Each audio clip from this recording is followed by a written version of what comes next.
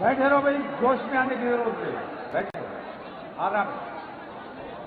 اب ہم اس وقت زیادہ طویل گفتگو نہیں کریں گے، مختصر میں یہ بتا دینا چاہتے ہیں اسلام دشمن طاقتوں کو، رسول کی شان میں بے ادبی گستاخی کرنے والوں کو اور ان تمام لوگوں کو،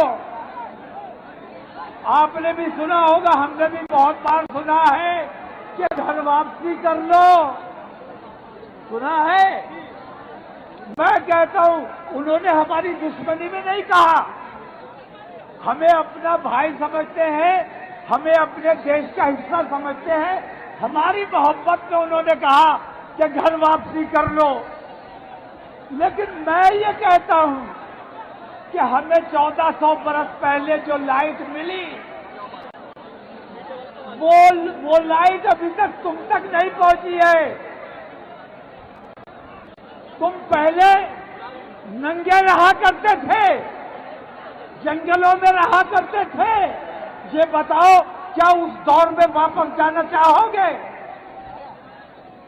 جیسے جیسے علم آتا گیا، جیسے جیسے سمجھ آتی گئی، جیسے جیسے عقل آتی گئی، جیسے جیسے انبیاء و مرسلین آتے گئے، ویسے ویسے ترقی آتی گئی، سمجھ آتی گئی، اور لوگ یہاں تک پہنچے کہ آج الحمدللہ ہم مسلمان ہو گئے۔ تو اب مسلمانوں کی ذمہ داری ہے، وہ کہتے ہیں گھر واپسی کر لو۔ ہمیں انہیں دعوت دینا چاہیے کہ جو لائٹ ہمیں حضور نبی کریم علیہ الصلوۃ والتسلیم کی شکل میں 1400 برس پہلے ملی ہے، جو لائٹ ہمیں غریب نواز نے دکھائی ہے، جو راستہ ہمیں بزرگان دین نے دکھایا ہے، ہم اپنے تمام بھائیوں سے دعوت امت اجابت تو تم سب ہو، امت دعوت کو دعوت دی جانی چاہیے کہ نہیں دی جانی چاہیے؟ میں دعوت دیتا ہوں اپنے ان تمام بھائیوں کو کہ آؤ، جو لائٹ ہمیں ملی ہے وہ لائٹ ہم تم تک پہنچانا چاہتے ہیں، جو علم ہمیں ملا ہے وہ علم ہم تم تک پہنچانا چاہتے ہیں، کیونکہ تم کوئی غیر نہیں ہو، تم بھی ہمارے بھائی ہو، آدم علیہ السلام کی اولاد ہو تو ہمارے بھائی ہو۔ ہر ہندوستانی آپس میں بھائی ہے اور ہندوستانیوں کو آپس میں متحد ہو کر رہنا چاہیے۔ ٹھیک ہے؟ سمجھ میں آ رہی ہے بات؟ تو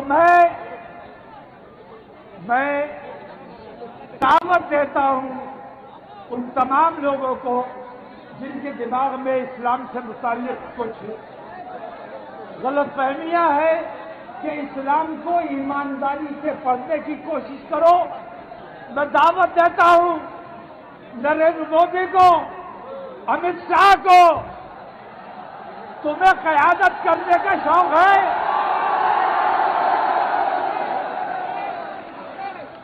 میں دعوت دیتا ہوں، ہم تو وہ ہے کہ ہمارے یہاں اونچ نیچ نہیں ہے، چھوٹے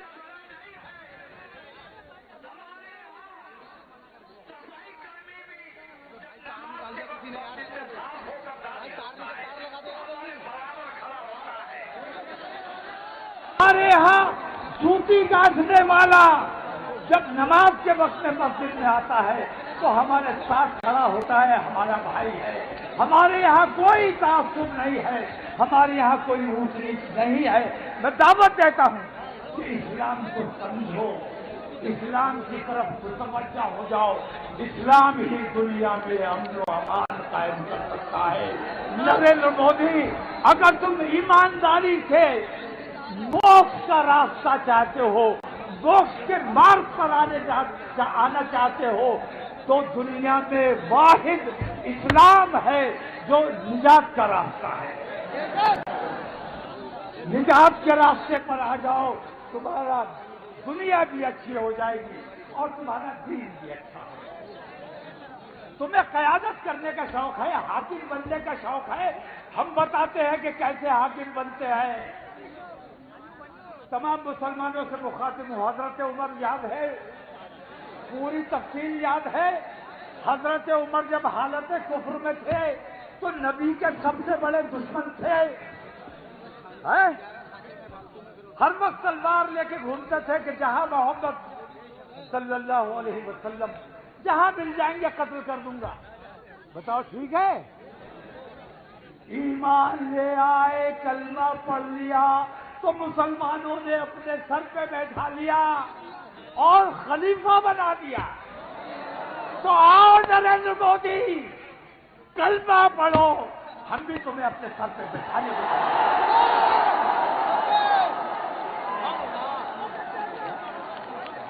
دعوت اسلام جس طرح ہمارے ہندو بھائی ہمیں پیچھے لے جانے کی کوشش کرتے ہیں، اس طرح ہم اپنے ہندو بھائیوں کو آگے لے جانے کی دعوت دے رہے ہیں۔ آؤ ہمارے ساتھ، ہم تمہیں ترقی کی راہ پر لے کے جانا چاہتے ہیں۔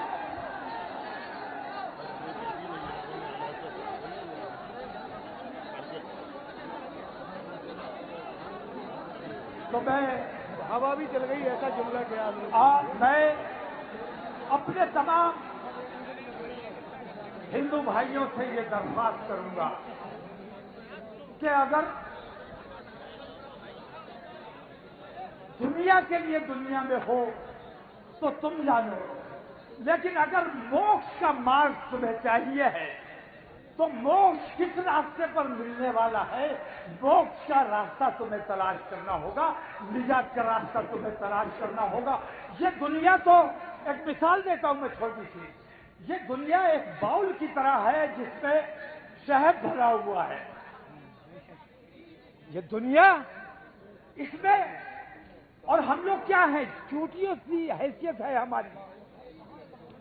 باؤل میں شہد بھرا ہوا ہے، چوٹیاں شہد کھا رہی ہیں آس پاس سے بچ بچ کے، دنیا کا مزہ لے رہی، دنیا سے لطف اندوز ہو رہی ہیں، لیکن جو چوٹیاں لالچ میں آ جاتی ہیں اور اس شہد کو زیادہ سے زیادہ حاصل کرنے کی کوشش کرتی ہیں، وہ اس شہد میں ڈوب کر مر جاتی ہیں، فنا ہو جاتی ہے۔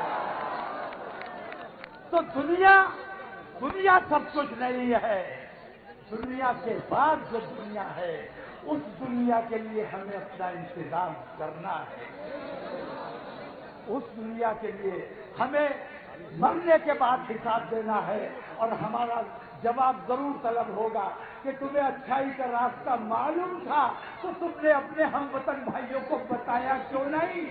آج میں بڑی ذمہ ہو گیا، میں نے اپنے ان بھائیوں کو بھی دعوت دے دی۔ اگر میری دعوت اچھی لگتی ہے تو آؤ ہم تم ساتھ مل کر اپنے دیش کا کام کریں گے، دین کا کام کریں گے، ملت کا کام کریں گے۔ باتیں بہت کرنی ہے، لیکن مجھے لگتا ہے اللہ نے اتنا اچھا انتظام کر دیا، دل نہیں چاہ رہا ہے۔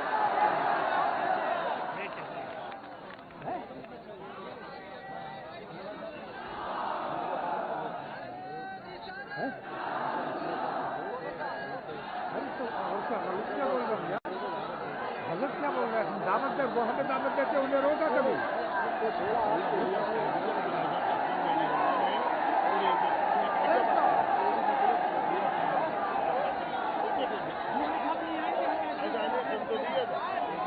نہیں آئیں گے میں جاری رکھوں گا۔ ارے تو میری کوئی بات نہیں، میں جی نہیں آئیں گے میں جاری رکھوں گا، جی نہیں آئیں گے میں جاری رکھوں گا، ہم ختم نہیں کروں گا۔ نہیں، کوئی طریقہ نہیں ہے، یہ کوئی طریقہ نہیں ہے، ہر بات آپ اپنی بن والے سے یہ کیا بات ہوتی ہے؟ یہ کیا بات ہوتی ہے؟ کیوں سی ایم صاحب بہت بڑے آدمی نہیں، کیوں نہیں آئیں گے بھائی؟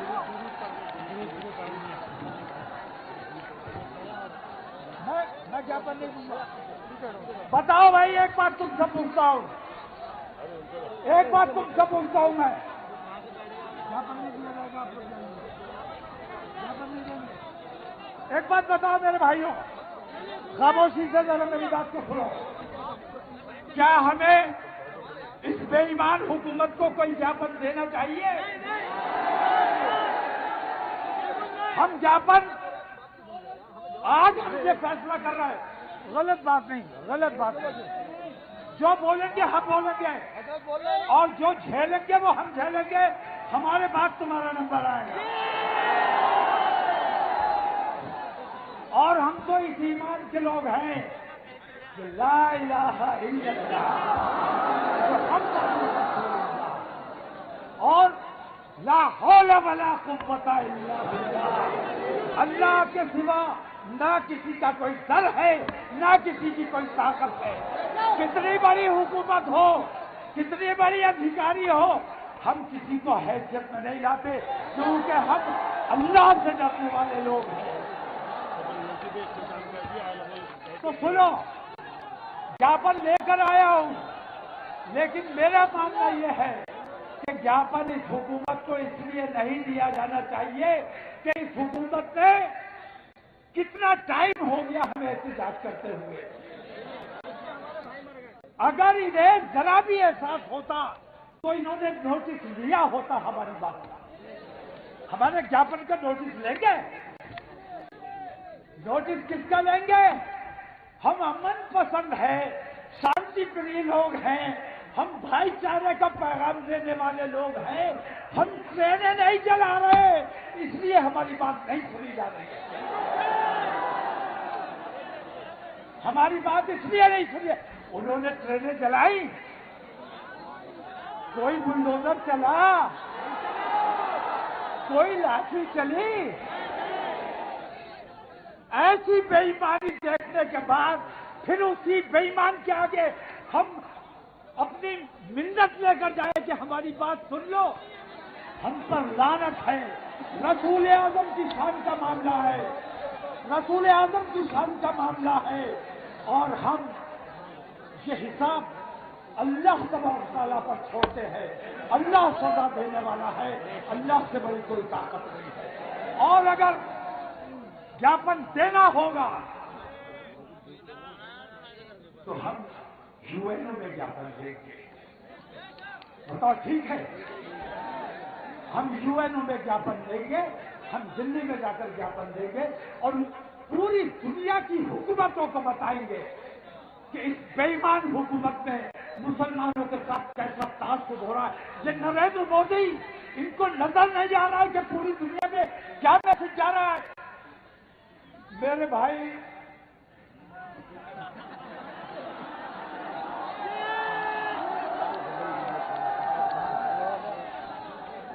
نریندر مودی کو نظر نہیں آ رہا ہے کہ پوری دنیا میں ہمارے دیش کی کتنی بدنامی ہو رہی ہے، ہمیں تکلیف ہو رہی ہے۔ ہمارا دیش ہے، ان کا اکیلے کا دیش نہیں ہے۔ تو تم ہمارے دیش کو بدنام کرنے کا کام کر رہے ہو۔ اب تم سے کوئی بات نہیں کی جائے گی، اب تمہارے ساتھ کوئی معاملہ نہیں رکھا جائے گا۔ اگر شکایت کی جائے گی تو انشاءاللہ یو این او میں شکایت کی جائے گی۔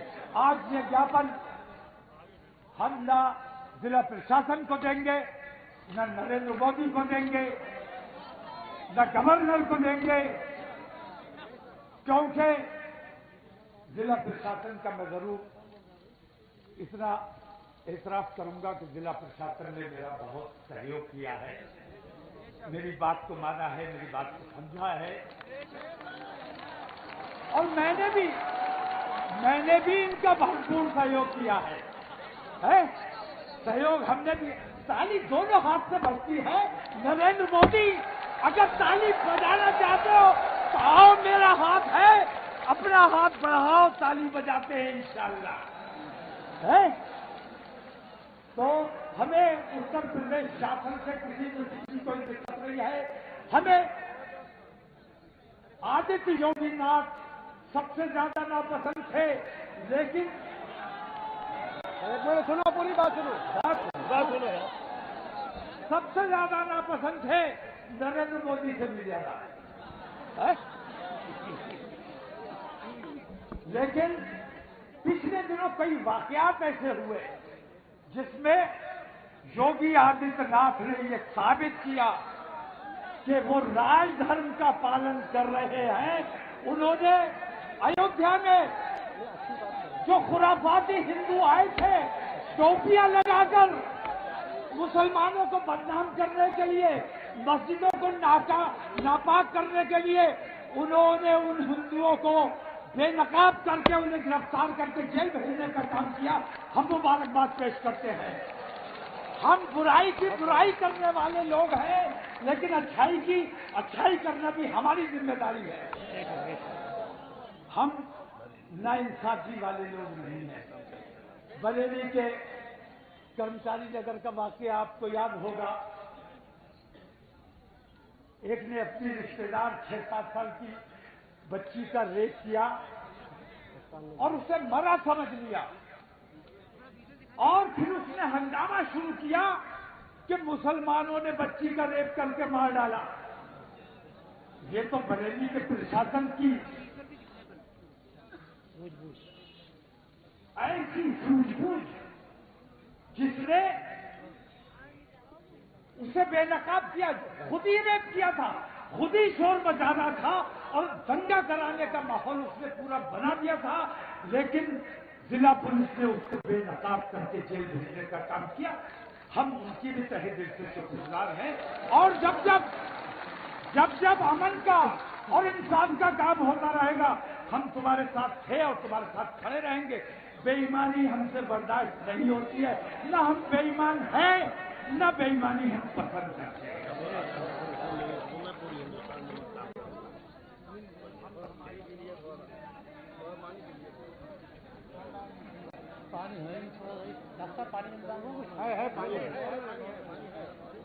اب ایک بات اور سمجھ لو، اگرچہ موسم بھی ٹھیک ہے اور شامیانہ بھی لگا ہوا ہے، لیکن پھر بھی مجھے آپ کی تکلیف کا، آپ کی پریشانی کا احساس ہے. میں بات کو زیادہ طویل نہیں کروں گا، اتنا کہہ کے بات کو ختم کرنا چاہتا ہوں کہ جو ماحول آج میں نے بریلی میں دکھایا ہے، یہ میں 10 تاریخ کے جمعے میں بھی دکھا سکتا تھا،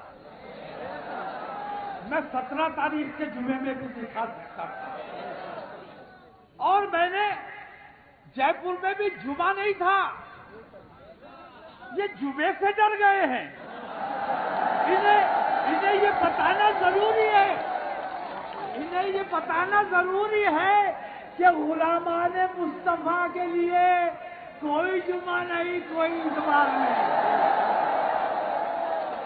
ہم ہر دن غلام ہیں، ہر وقت غلام ہیں. تو جو ماحول آج میں نے بریلی میں دکھایا ہے، اگر میری بات پر توجہ نہیں دی گئی تو انشاءاللہ ہندوستان کے ہر صوبے میں یہ ماحول بنا کر دکھایا جائے گا. جب تک گرفتاری نہیں ہوگی، جب تک ہمیں انصاف نہیں ملے گا، ہم بات نہیں کریں گے. لیکن جب تک ہمیں انصاف نہیں ملے گا، ایسا ماحول ہم لگاتار بناتے جائیں گے.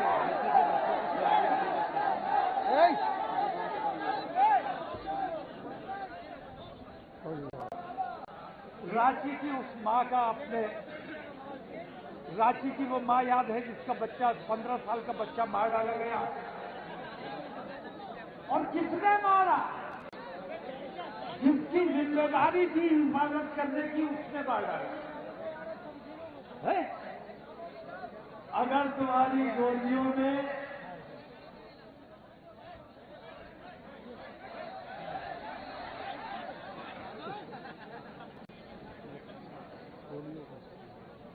گولیاں اگر ہندو اور مسلمان دیکھ کے چلیں گے، بے ایمانی اور ایمانداری دیکھ کے گولی چلا، چور کون ہے اور شاہ کون ہے یہ دیکھ کر گولی چلا.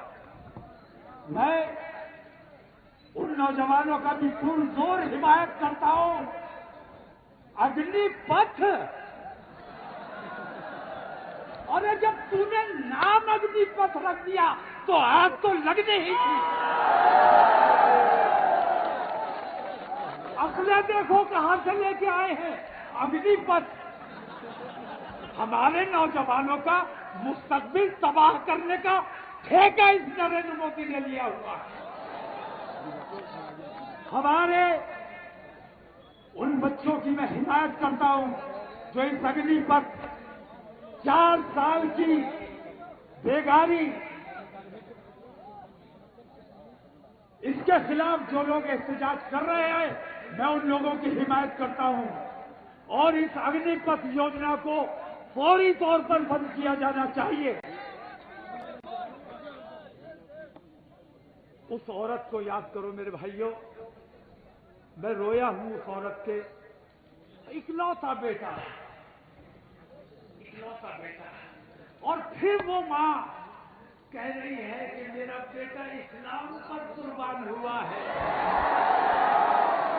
मोहम्मद की शान पर कुर्बान हुआ है। इस्लाम जिंदाबाद था और इस्लाम जिंदाबाद रहेगा। आज हम तमाम लोग उस 15 साल के बच्चे की मां को खिराज अकीदत पेश करते हैं और उसके हक में दुआ करते हैं, अल्लाह तबारक तआला उसे सब्र जमील अता फरमाए। बात काफी तवील हो गई, इसलिए बात करने का मेरा इरादा नहीं था, लेकिन जज्बाती आदमी हूं, कुछ बातें ऐसी हो जाती हैं, गुस्सा आ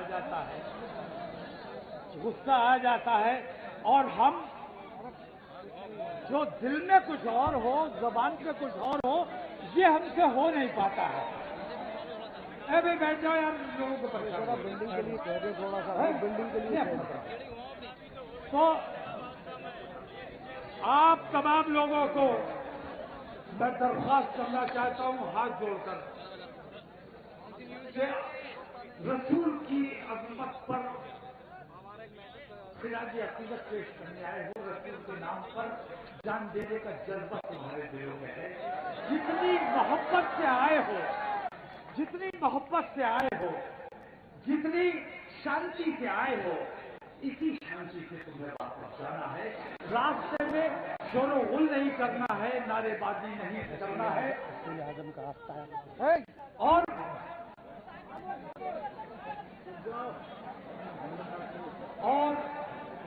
जाने से पहले एक बार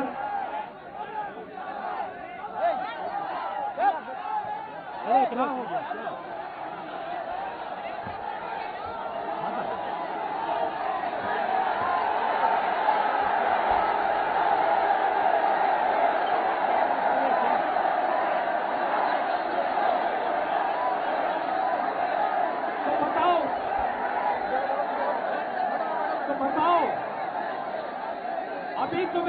अभी तुम्हारा ये पैगाम मुकम्मल नहीं हुआ है। जब तक तुम जैसे यहाँ आए हो ऐसे ही शांति के साथ अपने घरों तक वापस नहीं पहुँचाओगे, तब तक ये पैगाम मुकम्मल नहीं होगा। क्या बात है? चुप मुखातिब हो रहे हो।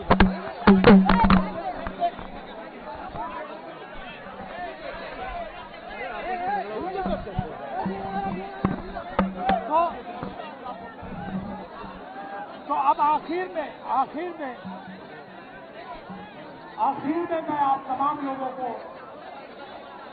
आप तमाम लोगों की जान माल इज्जत आबरू सब खुदा और रसूल के सुपुर्द करता हूँ, दुआ करता हूँ अल्लाह सुब्हानहू व तआला हमें और आपको अपनी हिफ्ज़ व अमान में रखे, हमारे मुल्क की तरक्की हो, हमारे मुल्क में खुशहाली आए और इन बेईमानों के दिलों में अल्लाह तौफीक रहीम डाल दे किसी सूरत से कि ये अपने मुल्क में सबके साथ बराबरी का सुलूक करने का इनमें शौक पैदा हो जाए।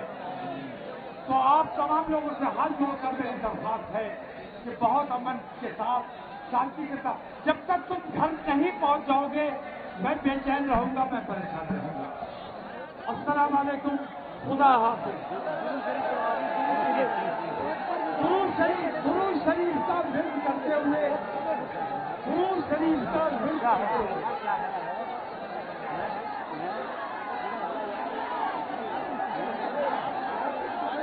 अरे हट जाओ भाई।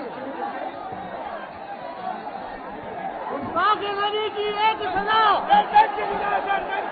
गुस्ताख नबी की एक ही सजा।